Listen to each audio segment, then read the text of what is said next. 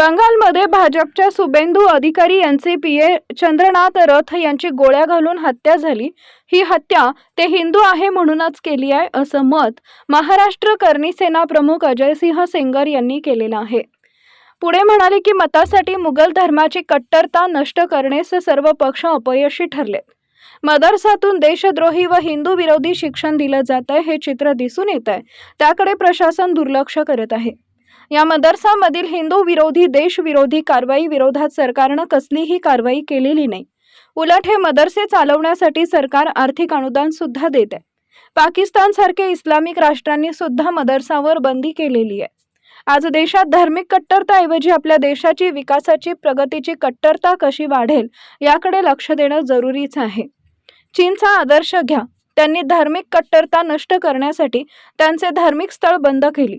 आज हिंदूंच्या बचावासाठी खतनावर बंदी हवी, कारण संविधान धर्मनिरपेक्ष आहे। कोणत्याही धर्मानं धार्मिक चिन्ह निर्माण करू नये यासाठी संविधानानं तरतुदी केलेल्या आहेत। संविधानातील आर्टिकल 14-15 नुसार धार्मिक भेद करता येत नाही।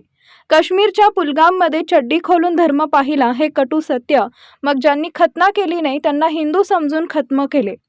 हिंदू, सिख, जय भीम, जैन हे खतना करत नाहीत, याची गिनती हिंदू म्हणूनच आतंकवादी करतात। आता मात्र बहुपक्षीय राजकीय प्रणाली देशासाठी घातक ठरत आहे व बहुपक्षीय राजकीय प्रणाली हे अल्पसंख्याक धर्माचे लाड करतात। अल्पसंख्याक धर्माचे लोक पूर्वी हिंदू होते, त्यांना त्यांच्या पूर्वजांच्या स्वधर्मात वापस आणण्याचं कार्य कोणत्याही राजकीय पक्षानं किंवा सरकारनं केलेलं नाही। त्यांच्या देशद्रोही हिंदू विरोधी मानसिकतेवर पायबंद घालण्यास अपयशी ठरले। राष्ट्रहितासाठी विदेशी धर्मांना डोक्यावर बसवणे हिंदूंसाठी घातक ठरू शकते। एवढंच नव्हे तर हे धर्म हिंदूंचे अस्तित्व नष्ट करण्यासाठी विदेशी धर्म टपलेले आहेत, त्यांची घरं वापसी जरुरी आहे।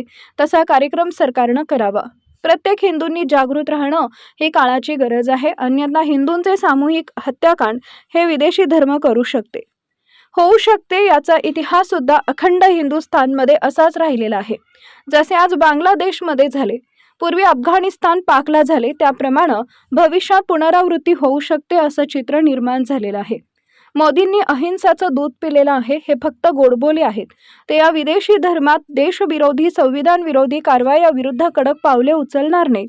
त्यांच्या जागी योगी आदित्यनाथ यांना देश व धर्म वाचवण्यासाठी पंतप्रधान पदावर बसवणं काळाची गरज आहे। प्रत्येक हिंदू खासदारांनी आगामी अधिवेशनामध्ये घटना दुरुस्ती करून द्विपक्षीय राजकीय प्रणाली आणावी। तसेच आजची परिस्थिती बघता देशात द्विपक्षीय राजकीय प्रणालीची आवश्यकता आहे, कारण छोटे छोटे राजकीय पक्ष हे मतासाठी अल्पसंख्याक धर्म यांना डोक्यावर घेऊन बसलेले आहेत।